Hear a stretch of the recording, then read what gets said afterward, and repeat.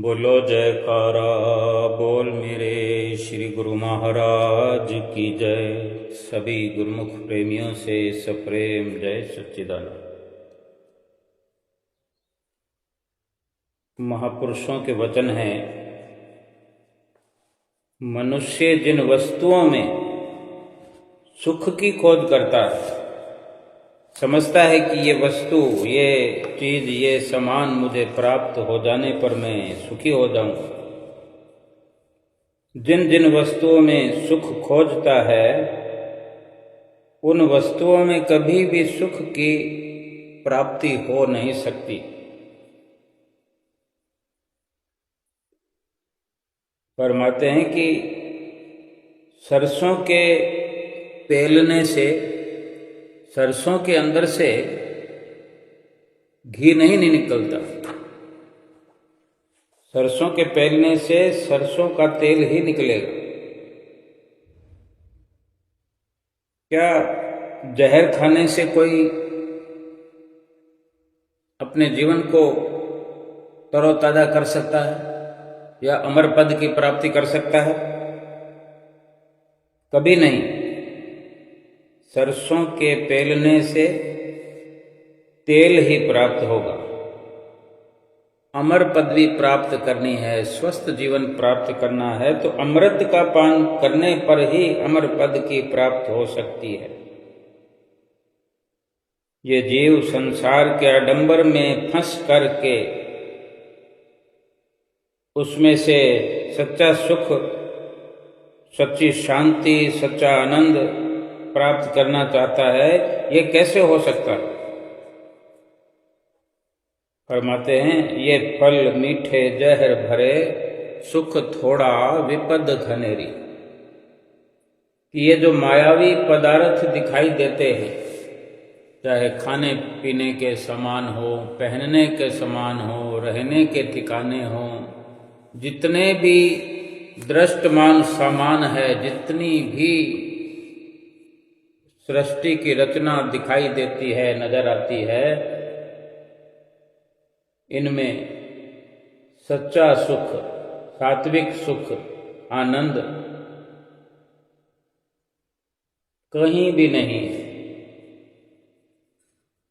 अगर लगता है कि इनसे मैं सुखी हो सकता हूं, कोई भी इंसान, कोई जीव ये सोचता है कि संसार के ऐसे किसी पदार्थों से मुझे सुख मिल जाएगा, जीवन भर का सुख मिल जाएगा, शाश्वत सुख मिल जाएगा, तो वो केवल सुख नजर तो आता है, सुखाभास है, यानी केवल दिखावा मात्र है। ये हमें लगता है, ये हमें भ्रम है कि मैं इनको पा लेने से सुखी हो जाऊंगा। गुरमुखों को वास्तविक सुख जहां से प्राप्त हो, उसे वहीं पर खोजने का प्रयत्न करना चाहिए। और वो सुख कहाँ है? सारा संसार सुख की खोज तो कर रहा है, लेकिन गुरमुखों के बारे में महापुरुष उपदेश करते हैं कि गुरमुखों को वहीं सुख खोजना चाहिए जहां सुख है। फरमाते हैं, कस्तूरी कुंडल बसे, मृग ढूंढे बन माही, तैसे घट में पीव है, दुनिया जाने नाही। जैसे हिरण अपनी नाभि यानी कुंडल में, कुंडल कहते हैं नाभि को, हिरण अपनी नाभि में बसी हुई कस्तूरी को बाहर झाड़ झखाड़ में, जंगल में खोजता फिरता है, ढूंढता फिरता है, सर पटक पटक के ढूंढता है कि खुशबू आ रही है, लेकिन वो मिल क्यों नहीं रहा ठिकाना। लेकिन वो ये जानता नहीं कि खुशबू उसी के अंदर से आ रही है, उसी की नाभि में कस्तूरी रखी हुई है। वैसे ही मनुष्य अपने घट में खोज न करके संसार और संसार के झूठे पदार्थों में सुख की खोज करता है। भला कहाँ से मिलेंगे? झूठे पदार्थों में झूठा सुख मिलेगा, क्षणिक सुख मिलेगा, थोड़ी देर के लिए, पल भर के लिए, 2 घड़ी के लिए। वो सुख किस काम का कि जीवन भर इंसान फिर सुख ढूंढता ही रहेगा। कोई वस्तु तलाश की जाए और वो तलाश पूरी ना हो तो फिर कहीं ना कहीं तलाश गलत है कि मेहनत भी करें, प्रयास भी करें, वक्त भी लग जाए और काम ना बने।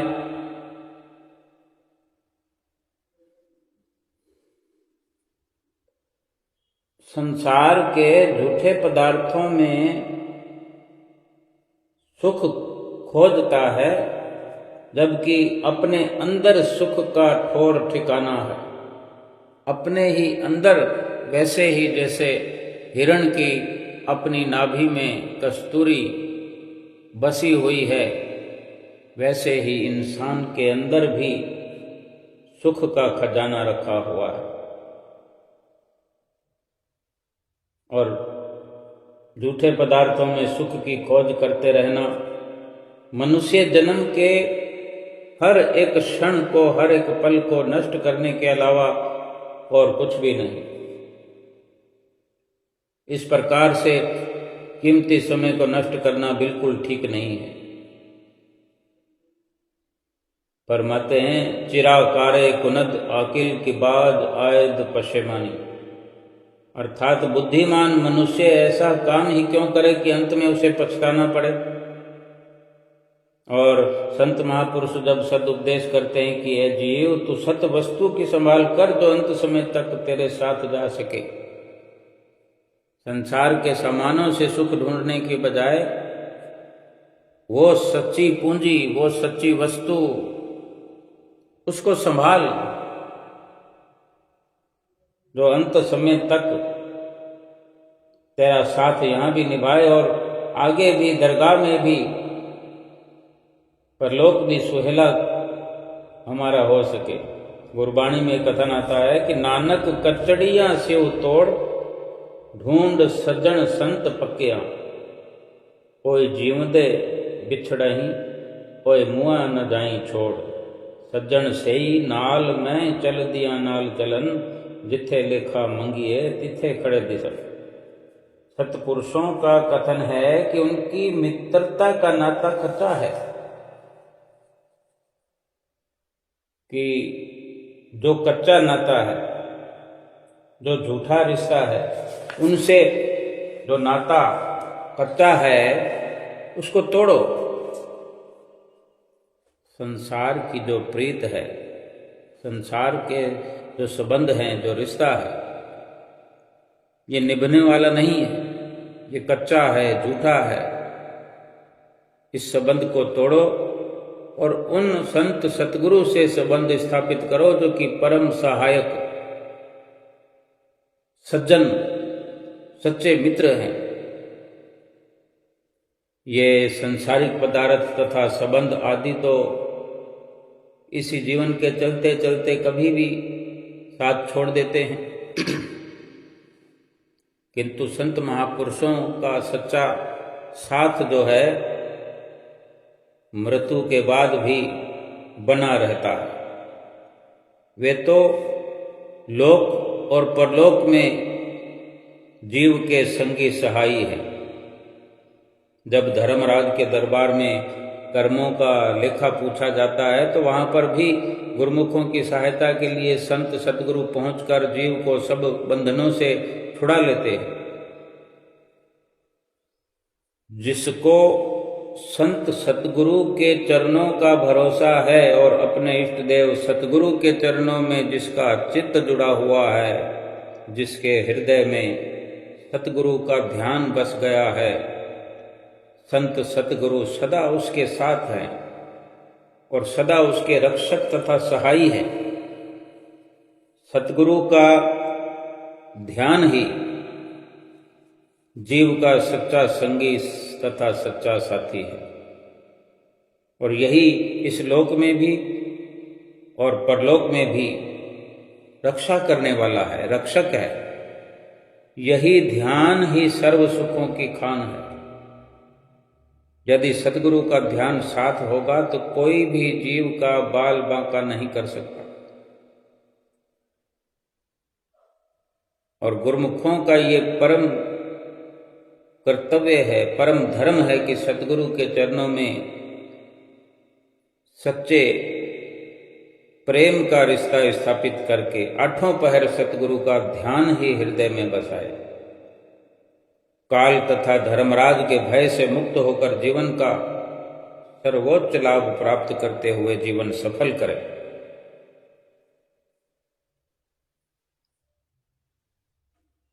महापुरुष फरमाते हैं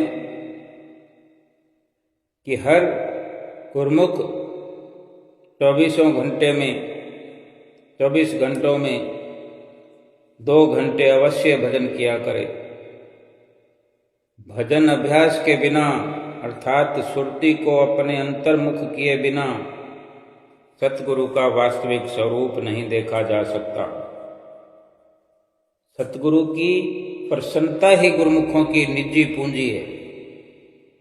यदि गुरुमुख जन सतगुरु को प्रसन्न करना चाहते हैं, सतगुरु की प्रसन्नता प्राप्त करना चाहते हैं, तो सतगुरु की आज्ञा और मौज के अनुसार 2 घंटा भजन अभ्यास नित्य प्रति अवश्य करने की जरूरत है। और मौज तथा आज्ञा के अनुसार ऐसे कर्म करें जो सतगुरु की दायरे में हो, आज्ञा के दायरे में हो। ऐसे गुरुमुखों के साथ सतगुरु सदा अंग संग रहते हैं। श्री गुरु महाराज जी के पास कोई भी प्रेमी आता तो आप उसे सबसे पहले चौथी पातशाही गुरु महाराज जी के समय की ये जो ऐसी लीला है कि उनके पास कोई भी प्रेमी आता तो आप सबसे पहले उसे यही पूछते हैं कि तुम भजन अभ्यास में कितना समय लगाते थे। वो गुरुमुख पहले तो कुछ संकोच करता, परंतु जब आप अधिक जोर देते तो अधिकतर वही जवाब ऐसा देता कि कभी कभी भजन अभ्यास कर लेते। तब गुरु महाराज जी इस बारे में प्रवचन फरमाते थे कि भजन अभ्यास के बिना तो जीवन बेकार है, निरर्थक है। भजन अभ्यास के बिना यदि जीव चाहे कि मुझे आत्मिक सुख मिल जाए, आत्मा की शांति मिल जाए, आनंद मिल जाए, आनंद की प्राप्ति हो जाए, तो ऐसा होना नामुमकिन है। मनुष्य की भूख सदा रोटी खाने से ही दूर हुआ करती है। जैसे मनुष्य की भूख रोटी खाने से मिटती है। बाजार में हम कितने भी सामान खाते रहे, कितने दिन खाएंगे? रोटी के बिना भूख मिटती नहीं। बेशक पेट भर लिया जाए और रोटी खाए बिना तो अधिकतर पेट खराब हो जाया करता है। भाव यही है कि मनुष्य की भूख सदा रोटी खाने से ही दूर हुआ करती है। इसी प्रकार आत्मा को यदि वास्तविक खुराक न दी जाए, आत्मा को उसकी असली खुराक न मिले, जो कि भजन अभ्यास है आत्मा की खुराक, अगर ये आत्मा को ना प्राप्त हो तो फिर आत्मा की तृप्ति नहीं हो सकती। श्री गुरु महाराज जी के आचरणमय जीवन के कारण ही जिज्ञासुओं तथा गुरुमुखों पर आपके प्रवचनों का अधिक से अधिक प्रभाव पड़ता था। आपके प्रवचनामृत का पान करते ही गुरुमुखों का विचार भजन अभ्यास करने के लिए दृढ़ हो जाता था। श्री आज्ञा पालन करने पर उनकी सुरति जब शब्द में लीन होकर वास्तविक सुख का ज्ञान कराती तो गुरुमुख प्रेमी इस आनंद को पाकर आपकी कृपा के कृतज्ञ होते। आप प्रेमियों से अक्सर यही पूछा करते थे कि भजन अभ्यास करते समय तुम्हें क्या दिखाई देता है।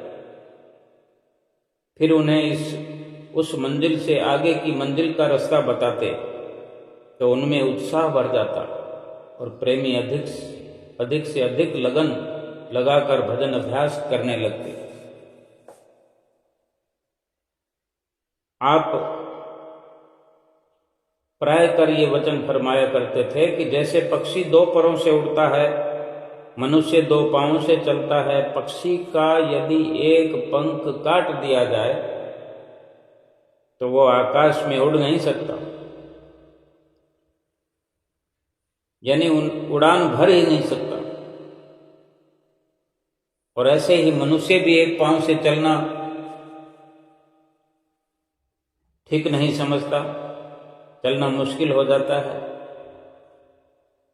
एक दो पांव से चलता हो मनुष्य, एक पांव से चलने वाला मनुष्य होगा, लकड़ी के सहारे, बैसाखी के सहारे, कितना जमीन और आसमान का फर्क होगा, वो चलना नहीं कहलाता।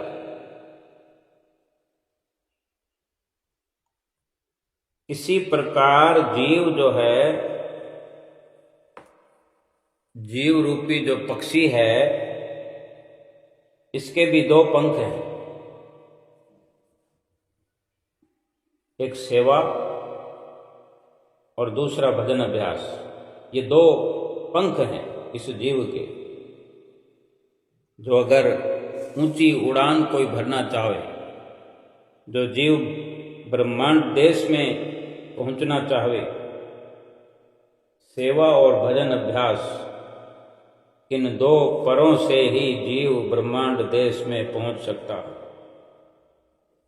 और गुरुमुखों के लिए सेवा के साथ साथ भजन अभ्यास करना जरूरी है, अत्य आवश्यक है।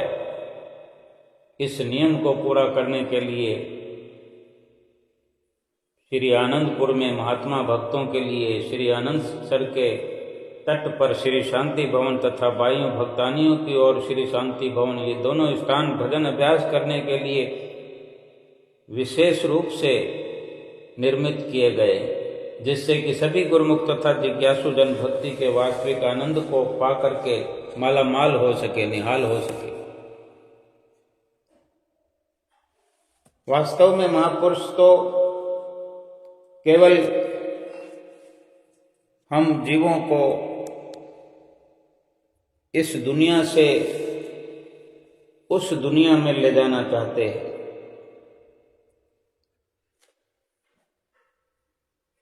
श्री गुरु महाराज जी ने एक बार वचन फरमाए कि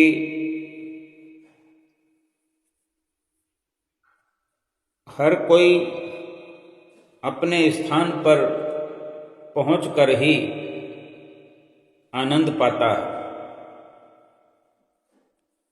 एक बार अपनी मौज के अनुसार चौथी पातशाही गुरु महाराज जी ने भजन अभ्यास के बारे में, विशेषकर भजन अभ्यास के विषय में ही अधिक प्रवचन फरमाया करते थे। आपने एक बार पर्व के अवसर पर श्री प्रयाग धाम में दशहरा का पर्व मनाया जाता था और इस पर्व पर श्री प्रयाग धाम में इस विषय में प्रवचन फरमाए कि किस प्रकार जीवात्मा अपने आनंद देश में पहुंचती है, किस प्रकार सुरती नीचे उतरती है तथा माया के पसारे में उलझ जाती है, फंस जाती है। उसे इस रास्ते से फिर वापस अपने स्थान पर पहुंचाना ही आनंद को पाना है। आज जो इंसान दुखी है, जो दुख लगा हुआ है, वास्तव में वो दुख क्या है? सुरती जो है जीव की, अपने ठिकाने से नीचे उतर आई है। अपने उस लोक को, उस स्थान को जो सुरती का असली ठिकाना है, उससे नीचे उतर कर नीचे माया के देश में, माया के पसारे में उलझी हुई है, उलझ गई है, फंस गई है। अब जैसे कोई घर बैठे बिठाए इंसान बाजार की तरफ चल पड़ता है, अपने असली ठिकाने पर घर में तो कितनी सुख शांति से बैठा हुआ होता है। अभी किसी कार्यवश ही जाना पड़े, बेशक संसारिक कार्य व्यवहार है, करना ही पड़ता है। कई बार बाजार के अंदर ट्रैफिक के अंदर हम फंस जाते हैं, ऐसे उलझ जाते हैं कि जाम लगा होता है, और कितनी बेचैनी उस वक्त बड़ी होती है जो जाम के अंदर फंसे हुए हों, ट्रैफिक में फंसे हों, ना आगे जा सकते, ना पीछे जा सकते, ना इधर जा सकते, ना उधर जा सकते। एक ही उनको अंदर से बेचैनी सताती है कि कब मैं अपने घर जाऊं, लेकिन कुछ समझ में नहीं आता। और वहीं अगर ट्रैफिक पुलिस की, सिपाही की व्यवस्था हो, उपस्थिति हो, और उसके मार्गदर्शन में अगर वो जाम लगा हुआ, कैसे देखते ही देखते छटने लगता है, जाम खुल जाता है, ट्रैफिक आसान हो जाता है, ट्रैफिक से निकलना। क्योंकि जब ऐसी अवस्था बनती है तो जीव बुद्धि अपने आप से ऐसा प्रयास नहीं कर पाती कि वो किधर जाए और किस दिशा में जाए। ऐसे ही ये सुरती जो है अपने असली मुकाम से, अपने असली ठिकाने से नीचे उतरी है, और इस माया के देश में, मायावी मंडल में फंस करके, और ऐसी फंसी है कि वो अपना रास्ता भूल चुकी है। और ये माया की उलझन है जो सुलझने का नाम नहीं ले रही। जिस रास्ते से सुरती उतरी है नीचे, सुरती को उसी रास्ते वापस ऊपर पहुंचाना ही अपने ठिकाने पर पहुंच करके आनंद को प्राप्त करना है। ये जिसे देखो आज कहता है कि जाने मुझे क्या है, कुछ समझ में नहीं आता, कुछ चिंताएं ऐसी है जिनका कोई समाधान नहीं, कोई फिक्र, कुछ दुविधा ऐसी है कि कुछ समझ में नहीं आता क्या हो रहा है। अनेकों अनेकों जतन करने पर भी उलझन सुलझती नहीं, जस के तस बनी रहती है, बल्कि बढ़ती रहती है। जैसे जैसे उम्र बढ़ती है उलझने बढ़ती रहती है, बजाय सुलझने के। प्रयास किया जाता है उलझनों को सुलझाने का, दुखों को मिटाने का।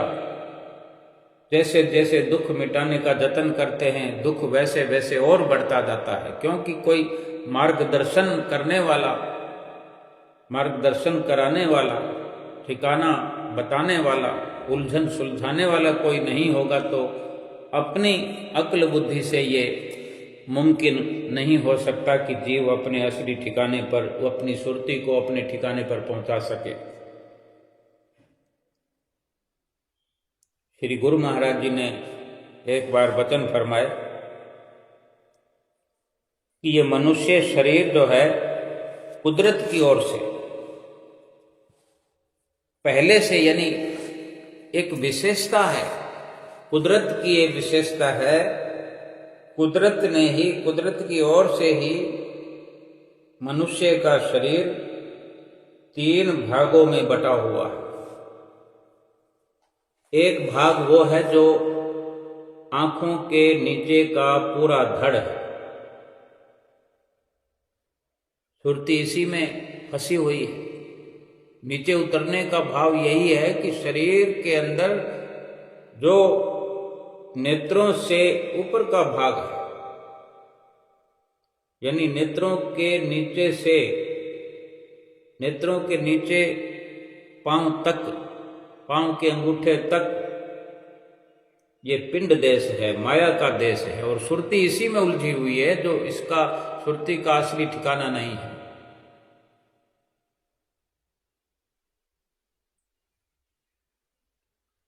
साधारणतया मनुष्य की सुरती इस माया की रचना में फैली होने से यहीं आकर के रह गई है, ठहर गई है, इस पिंड देश में ही रहा करती है।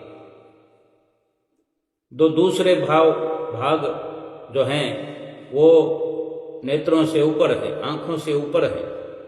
आंखों के ऊपर से लेकर सिर की चोटी तक जो प्रदेश है उसे ब्रह्मांड देश कहा जाता है, तथा चोटी से सिर की गुदी तक, जहां सिर का आखिरी हिस्सा है, सिर का जो आखिरी हिस्सा जहां फिर गुद्दी शुरू हो जाती है, कहते हैं कि ये इंसान की गुद्दी है, सिर के अंतिम किनारे पर और गर्दन के ऊपरी हिस्से का पीछे की तरफ से। बेशक ये सारा ये वर्णन जो है भीतर का है, लेकिन इसको बाहर से दिखाया जा सकता है, क्योंकि ये शरीर की रचना का संकेत बाहर से दिया जाता है और अंदर से सुरती और जीवात्मा, ये सब अंदर की कार्रवाई है, अंदर का वर्णन है। ये जो बुद्धि तक का देश है, ये ठिकाना है, इस प्रदेश को दयाल देश का नाम दिया गया है। सुरती या जीवात्मा का निजी ठिकाना पिंड देश नहीं है।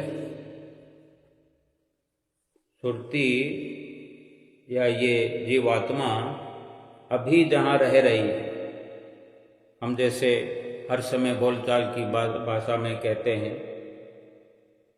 कि अपने शरीर का जो रखा हुआ नाम है वो बताते हैं, अपनी जात बताते हैं, सरनेम जो लगाते हैं, किसके पुत्र हैं, किसके पौत्र हैं, कहाँ हमारा ठिकाना है, ये सब सारी शरीर की पहचान है। ऐसे ही भीतर जो असली व्यक्तित्व है हमारा, असली जो वजूद है, जीवात्मा या सुरती, उसके नजरिए से देखा जाए, समझा जाए तो उसका असली ठिकाना तो इस माया के देश से ऊपर है। लेकिन ये सुरती, ये जीवात्मा इस शरीर के माया के देश में आकर के रहने लगी है, अपना असली ठिकाना छोड़ चुकी है और इसमें रह रही है। लेकिन ये असली ठिकाना जीवात्मा का नहीं है, अपने ठिकाने से नीचे उतर आई है। ये सुरती माया के देश में फैली है। जैसे कोई बिहार प्रांत का रहने वाला, जैसे कहते हैं ना, ये चाहे कोई पंजाब में बातचीत होती हो, हरियाणा में होती हो, राजस्थान में बात होती हो, कुछ जिक्र होता है कि ये फलां लोग हैं, ये बिहार से आए हुए हैं, काम करने के लिए आए हुए हैं, पैसा कमाने के लिए आए हुए हैं। कोई 10 साल से 20 साल से रह रहा है, बिहार से चलकर आया हुआ है, मूल रूप से बिहार का रहने वाला है। उनका पुश्तैनी मकान है, उनके लोग हैं वहाँ, उनके माता पिता हैं वहाँ, उनका परिवार है वहाँ। लेकिन कुछ लोग जो वहाँ से चल करके अपने किसी भी कारण, किसी भी प्रकार से कोई पंजाब में रह रहा है, तो वहाँ उनसे कोई पूछेगा तो वो सीधे सीधे कोई नहीं कहेगा कि मैं बिहार में रह रहा हूँ, क्योंकि वो पंजाब में रह रहा है। जब खुलकर बात आएगी, विस्तार से बात आएगी कि तब कहा जाएगा कि मैं मूल रूप से बिहार का रहने वाला हूँ। फिर बिहार का शहर भी बताया जाएगा, गांव बताया जाएगा, वहाँ उनका सब कुछ है। लेकिन अभी यही माना जाएगा, यही कहा जाएगा, क्योंकि उनके साथ उनके आईडी प्रूफ भी हैं। बिहार का होकर भी पंजाब में रहता है, पंजाब की आईडी बनी हुई है, पंजाब की वोटर लिस्ट में उसका नाम है, वहाँ का आधार कार्ड बना हुआ है। सब प्रकार से वो इतना भी कि भूल भी चुके हों अपने पुश्तैनी मकान को, और वो जो वहाँ उनको प्रमुखता मिलती है फिर वो पंजाब में थोड़ी मिलेगी। रहने को कोई मना थोड़ी। ऐसे ही ये जीव जो है, जीवात्मा, ये सुरती जो है, अपने असली ठिकाने से नीचे उतर आई है।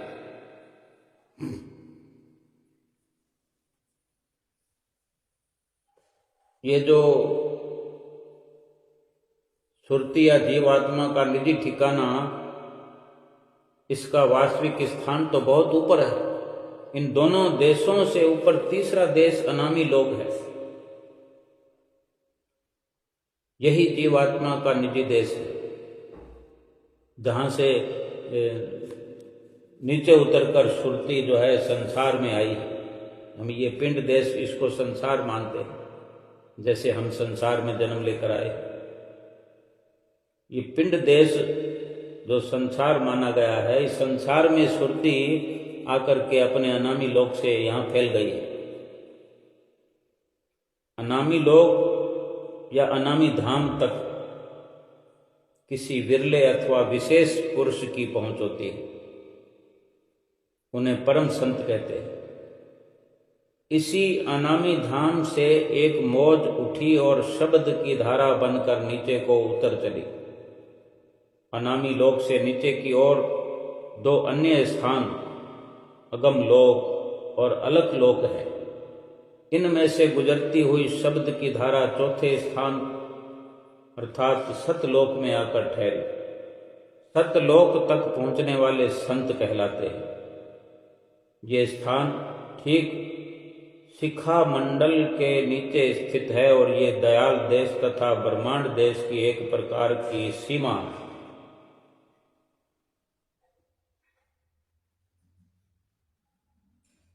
अनामी लोक, अगम लोक, अलक लोक और सतलोक, इन चारों धामों को मिलाकर दयाल देश कहते हैं। जैसे एक राज्य में कई शहर होते हैं, एक देश में कई राज्य होते हैं, एक शहर में कई गांव होते हैं। ऐसे ही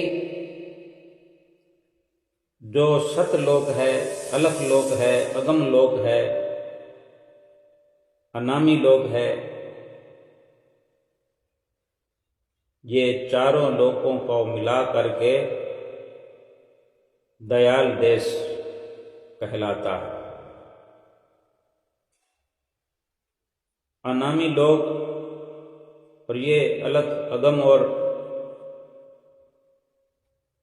सतलोक, इन्हीं को मिलाकर के दयाल देश कहते हैं। सुरती सतलोक से नीचे उतरी, सतलोक से नीचे उतरी तो भंवर गुफा तथा महाशून्य नामक दो अन्य स्थानों से गुजरकर फिर शून्य मंडल में आकर ठहरी, जिसे 10वां द्वार भी कहा जाता है।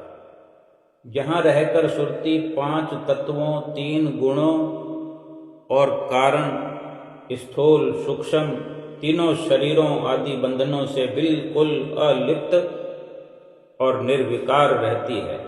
इस स्थान यानी 10वें द्वार तक पहुंचे हुए को पूरा साध कहते हैं। शून्य लोक से नीचे त्रिकुटी स्थान है, जिसे गगन मंडल भी कहा जाता है।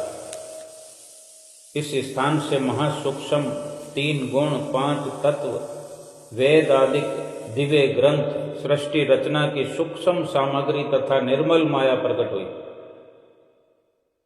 इस स्थान से भी नीचे सहस्त्र दल या सहस्त्रार, सहस्त्रार या सहस्त्र कमल का स्थान है, जो दोनों नेत्रों के बीच भ्रुकुटी पिछले भाग में स्थित है। यही पिंड और ब्रह्मांड का सीमांत है। यानी ये ब्रह्मांड की सीमा समाप्त होती है और यहीं से नीचे की ओर ये पिंड की सीमा शुरू हो जाती है। पिंड देश की सीमा यानी माया की सीमा में, माया की नगरी में पहुंचना जिसे कहा जाता है। संत मत में इसी स्थान से साधन अभ्यास प्रारंभ कराया जाता है, जो पिंड देश और ब्रह्मांड की सीमा है। संत जन इसे निज मन भी कहते हैं।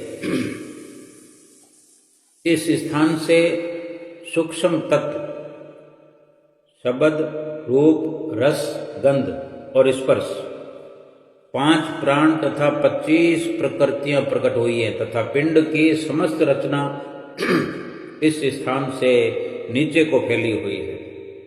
दयाल देश में 4 महाधाम अनामी लोक, अगम लोक, अलख लोक और सतलोक हैं। सतलोक से नीचे ब्रह्मांड देश आरंभ होकर उसमें सतलोक, भंवर गुफा, महाशून्य, 10वां द्वार, त्रिकुटी और सहस्त्र दल कमल, ये 6 लोक स्थित हैं। सहस्त्र दल कमल से नीचे की सब रचना पिंड देश की है। जब सुरती सहस्त्र दल कमल से उतरकर नीचे की ओर आती है तो 5 ज्ञान इंद्रियों, 5 कर्म इंद्रियों तथा मन इन 11 से मिल जाती है। यानी 5 कर्म इंद्रियां हैं, 5 ज्ञान इंद्रियां हैं और है मन। सुरती नीचे उतरकर इन 11 लोगों से मिल जाता है। इन 11 से मिलकर इनमें से प्रत्येक में 3 गुण सत रज तम इनका समावेश है। प्रत्येक गुण में 1 करोड़ वासनाएं हैं। सत रज तम, इन 1 करोड़ वासनाएं एक गुण में। इस प्रकार फिर ये जो 11 हैं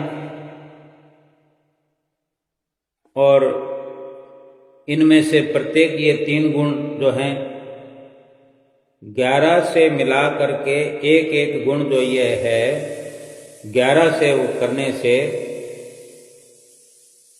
3 करोड़ से गुणा करने पर 33 करोड़ वासनाओं के अधीन होकर सुरती माया में फंसी हुई है। ये बड़ी उलझन, ये ट्रैफिक है। एक हो और 33 करोड़ में फंसा हुआ हो, 33 करोड़ वासनाओं में उलझा हुआ है। सोचो कितनी बड़ी उलझन है। सुरती जो ऊपर से सहस्त्रदल कमल से उतरकर नीचे आई है,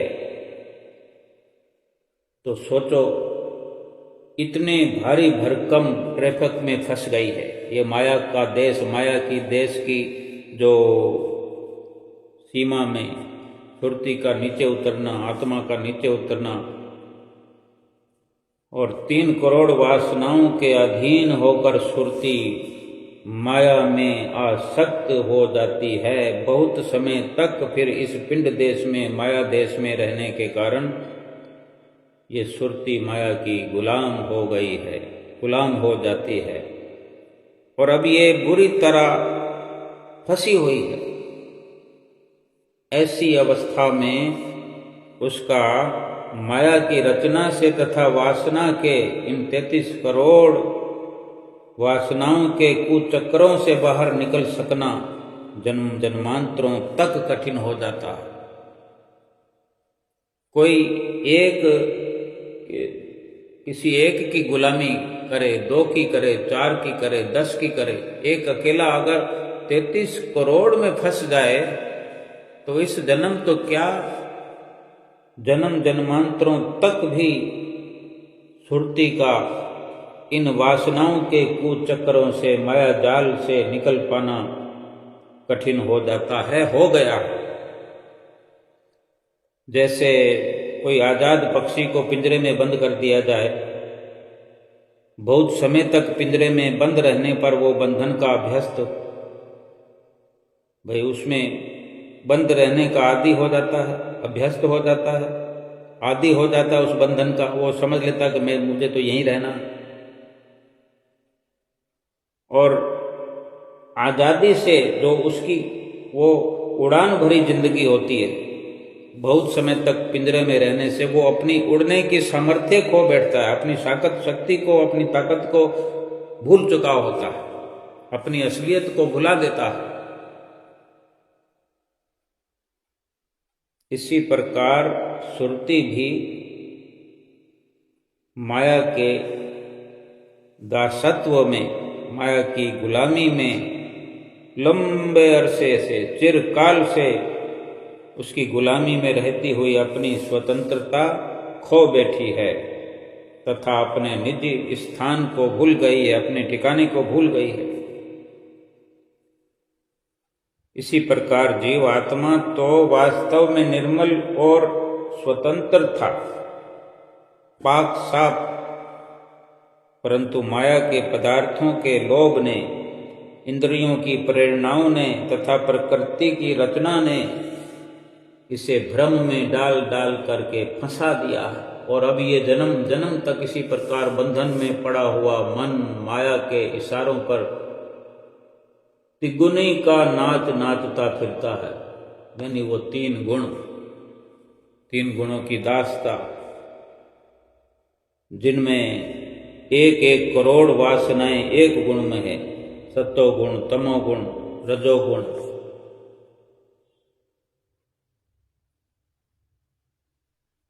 जैसे फरमान है कि चमन के रंगो बू ने इस कदर धोखा दिया मुझको कि मैंने शौक के गुलबोसी में कांटों पर जुबा रख दी।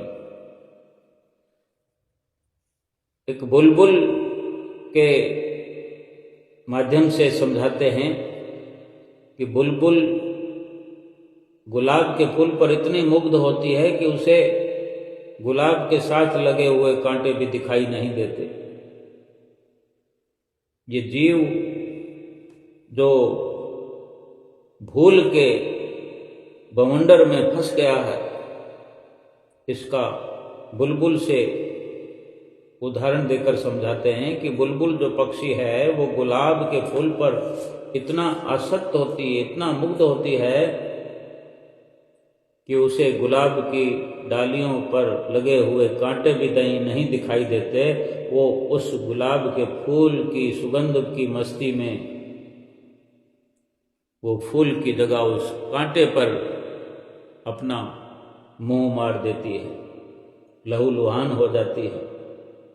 इसका कथन बुलबुल के मुख से कराया गया है कि मुझे बगीचे की अति सुंदर तथा सुवासित छवि ने इतना भ्रमित कर दिया कि पुष्प को चखने, पुष्प को मुंह रखने, पुष्प पर मुंह लगाने की इच्छा से मैंने अपनी जीभ जो है कांटों से छेद डाली, तो भी मुझे पता नहीं चला। यानी पुष्प, बुलबुल पक्षी गुलाब के फूल पर इतना आसक्त होकर के इतना बड़ा दुख सहन करती है। संत महापुरुष उपदेश करते हैं कि जब तक सुरती शब्द में नहीं मिल जाती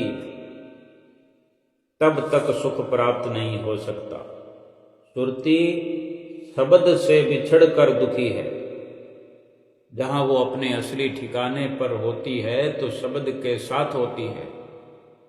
ये जीव आत्मा जो अपना असली ठिकाना भूल करके नीचे उतरी है, शब्द का साथ छूट गया है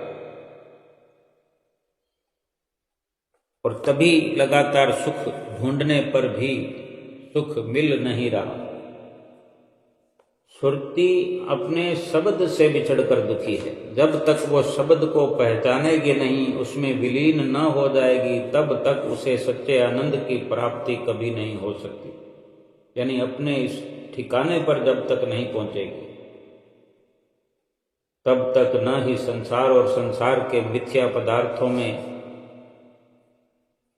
कभी ये ज्ञान ही नहीं होगा कि ये झूठा है संसार, झूठे हैं पदार्थ, ये मालूम भी नहीं होगा। यही शाश्वत और शांतिमय जीवन का रहस्य है। इसी को ही सुरत शब्द योग कहते हैं। जब तक सुरती शब्द से नहीं जुड़ेगी तब तक संसार में रहते हुए कभी नहीं पता चलेगा कि हम माया की गुलामी में हैं या अपने असली घर से दूर हैं, असली घर छोड़ चुके हैं। यही वास्तविक दुख है जो हमें हर वक्त सताता है। सुरत शब्द योग जो होता है कि सुरती को जिस रास्ते से ये नीचे उतरी है, संत महापुरुषों की रहनुमाई के अनुसार उसी मार्ग से वापस अपने देश में पहुंचाना है। तभी इस जीवन का लक्ष्य तथा सच्चा आनंद प्राप्त हो सकता है,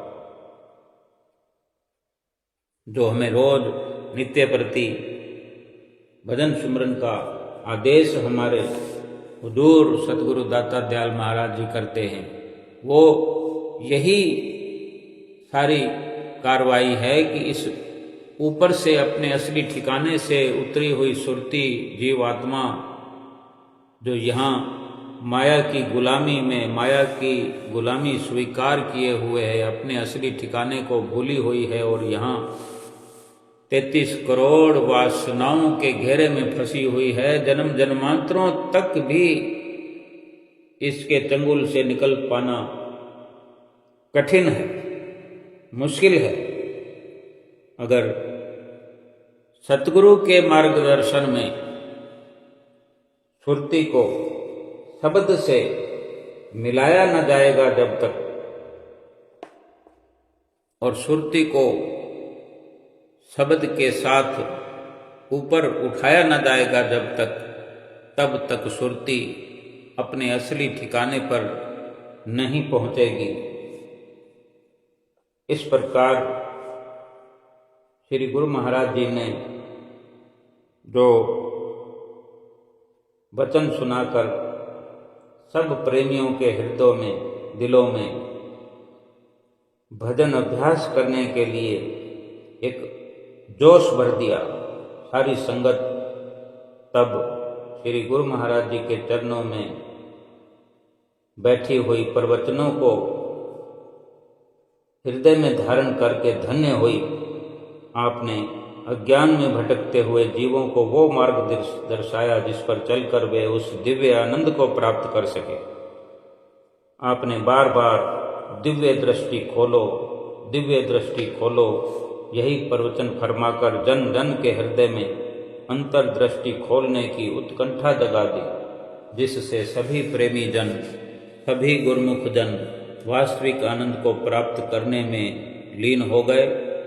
आपके सम्मुख 2 ही प्रमुख स्थान थे जहाँ पर आपने परमार्थिक सत्संग उपदेश का कार्य तथा निर्माण कार्य किया, और कभी श्री आनंदपुर तथा कभी श्री प्रयाग धाम, और इनके अलावा भी छोटे छोटे स्थानों का भी आपने अपने समय में निर्माण कार्य करवाया तथा समय समय पर कई स्थानों को कृतार्थ करते रहे।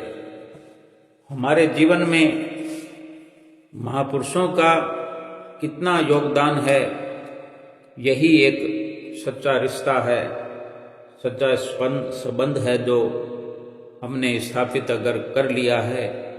उन्हीं के मार्गदर्शन में हम अपनी सुरती को अपने असली ठिकाने पर पहुंचाने के जतन में अगर हम लगे हुए हैं, लग जाएं, नित्य प्रति शब्द और सुरती का ये योग बना रहे और श्वास श्वास स्मरण होता रहे, और शारीरिक स्थिति से भी शरीर को सेवा में और भजन अभ्यास में नित्य प्रति लगा करके ये सुमरन की सफलता हासिल की जा सकती है।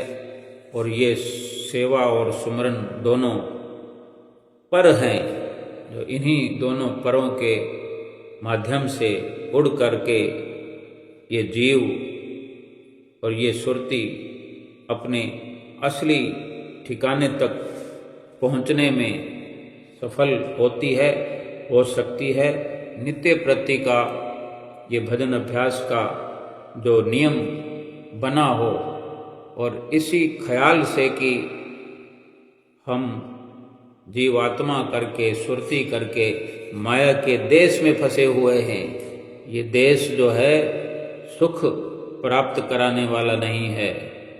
इसी संसार में रहते हुए, इसी शरीर के माध्यम से शरीर के कार्य व्यवहार करते हुए भी सतगुरु के मार्गदर्शन में चल करके हम अपने असली ठिकाने को प्राप्त कर सकते हैं, बल्कि असली सुख को प्राप्त कर सकते हैं, अपने निज घर में पहुंच सकते हैं, जो इस सुरती का आत्मा का असली ठिकाना है, जहां सुख ही सुख है।